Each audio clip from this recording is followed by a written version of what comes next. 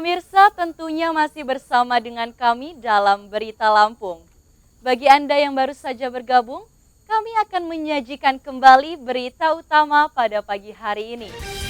Blok B8, kebakaran. Sebuah rumah yang sedang ditinggalkan pemiliknya di Bandar Lampung ludes terbakar.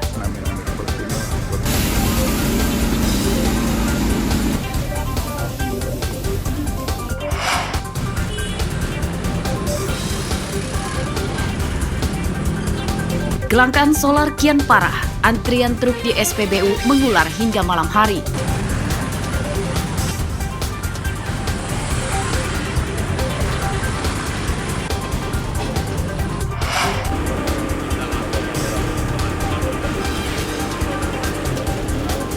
Desa Sungai Burung Tulang Bawang nyaris tenggelam dampak abrasi yang kian parah.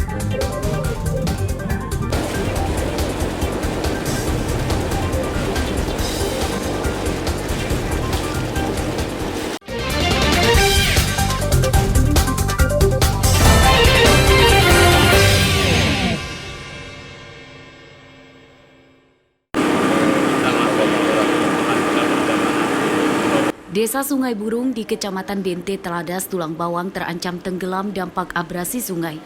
Lebar sungai di desa ini setiap tahunnya terus bertambah. Hutan bakau untuk menangkal ombak pantai juga sebagian turut hilang akibat abrasi. Desa Sungai Burung berada di muara antara Laut Jawa dengan Sungai Tulang Bawang. Sekitar 10 tahun silam, lebar sungai sekitar 500 meter. Namun kini lebarnya telah bertambah mencapai 1 kilometer. Dampak abrasi sungai menjadi dangkal dan sulit dilalui oleh perahu ukuran besar saat air surut. Sekarang perkampungan ini selalu bergeser. Selalu bergeser kenapa? Kampung ataupun hutan itu abrasi sehingga masyarakat pindah-pindah. Sehingganya saya memohon kepada pemerintah supaya dibuatkanlah dam, pemecah ombak, penangkis ombak. Hutan ini yang tadinya luasnya hampir 1 kilo, sekarang tinggal berapa meter karena terkena abrasi laut. Jadi harapan saya ke depan, bagaimana pemerintah pusat atau pemerintah provinsi kabupaten memperhatikan kami. Bagaimana membangun breakwater di sini agar supaya masyarakat yang ada di Sungai Burung ini aman daripada ombak dari laut. Desa Sungai Burung merupakan desa perairan yang dihuni lebih dari 500 keluarga. Warga desa Sungai Burung umumnya berprofesi sebagai nelayan dan pengolah ikan asin. Perairan desa Sungai Burung juga merupakan penghasil kerang terbesar di Lampung. Mustaqim melaporkan dari Tulang Bawang.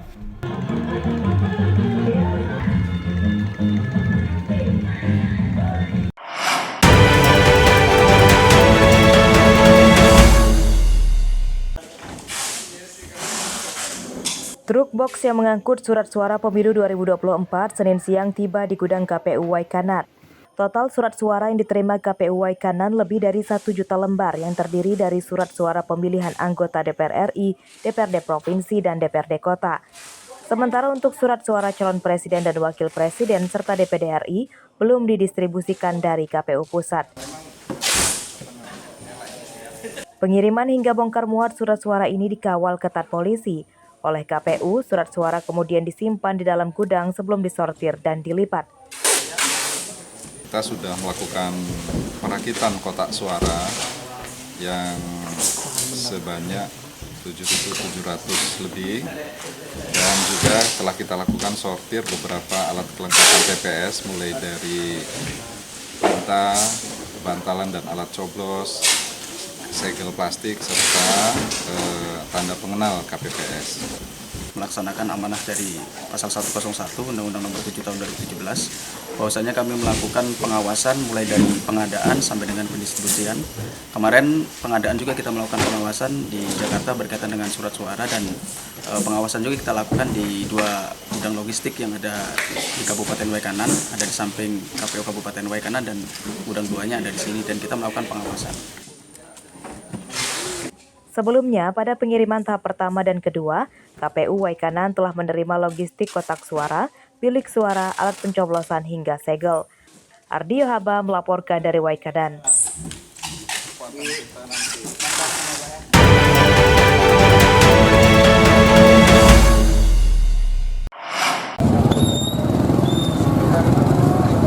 Pelaksanaan Hari Raya Natal di Bandar Lampung berlangsung aman dan kondusif. Ini terpantau dari hasil kunjungan pejabat Forkopimda pada Minggu malam ke 29 gereja yang tersebar di Bandar Lampung. Di antaranya di Gereja Katedral di Jalan Kota Raja, Tanjung Karang Pusat. Perayaan Natal tahun ini berlangsung meriah sebab gereja telah memberlakukan ibadah misa malam Natal secara luring seiring telah berakhirnya pembatasan sosial dampak masa pandemi COVID-19. Ratusan jemaat datang ke gereja dengan sukacita. Mereka gembira karena dapat bertemu langsung dengan jemaat lainnya. Kalau yang tadi datang sekitar 700 lebih, yang kedua itu sekitar 500-an. Untuk pengamanan kami lihat sangat baik dari Pemkot, Pemda atau semuanya. Saya kira bergerak bersama juga dengan ormas-ormas juga pada ikut partisipasi. Dan alhamdulillah Kota Bandar Lampung aman. Mudah-mudahan di tahun baru juga aman. Dan harapan Bunda Eva kepada seluruh masyarakat, tolong jaga daerah kita.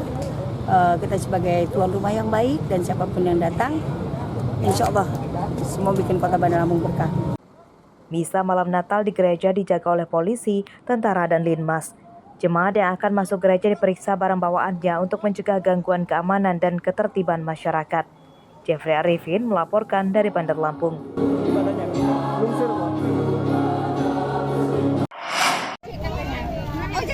Jumlah penumpang kereta api pada Hari Raya Natal kemarin terpantau ramai lancar. Kepadatan terjadi di pintu kedatangan penumpang. Mereka umumnya berasal dari berbagai daerah di Lampung dan Sumatera Selatan yang akan melangsungkan libur Nataru di Bandar Lampung. Berdasarkan data PT KAI di Frame 4 Tanjung Karang, tiket penumpang selama arus balik Natal dan Tahun Baru telah habis terjual. Sisa tiket kereta api kini tersisa untuk perjalanan di awal Januari 2024 mendatang. Untuk mengantisipasi lonjakan yang signifikan, PT KAI telah menambah kursi penumpang dari 42.000 jadi 47.000 kursi. Untuk penjualan KA Rajabasa dari stasiun Kertapati menuju Tanjung Karang di beberapa hari ini sudah terpantau habis. Tiket yang masih tersedia itu di tanggal 3 Januari, tanggal 6 Januari, dan tanggal 7 Januari. Itu pun tersisa sangat sedikit. Sementara itu, pantauan arus lalu lintas di jalan dalam kota pada Hari Raya Natal kemarin terpantau ramai lancar. Ribuan kendaraan dari luar daerah masuk kota Bandar Lampung. Mereka umumnya menuju ke tempat wisata, mal, dan pusat-pusat keramaian.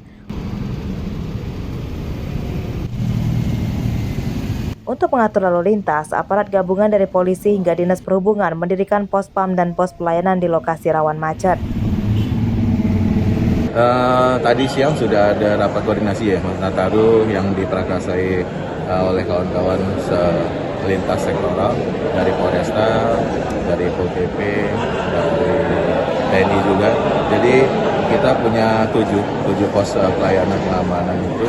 Nanti personilnya gabungan. Personil itu sekitar berjumlah 400 orang yang terdiri dari berbagai macam satuannya. Para pemudik dan pelancong yang kelelahan diimbau beristirahat di posko pelayanan petugas yang telah didirikan di pinggir jalan. Ini untuk mencegah kecelakaan akibat pengemudi kelelahan. Jeffrey Arifin melaporkan dari Bandar Lampung.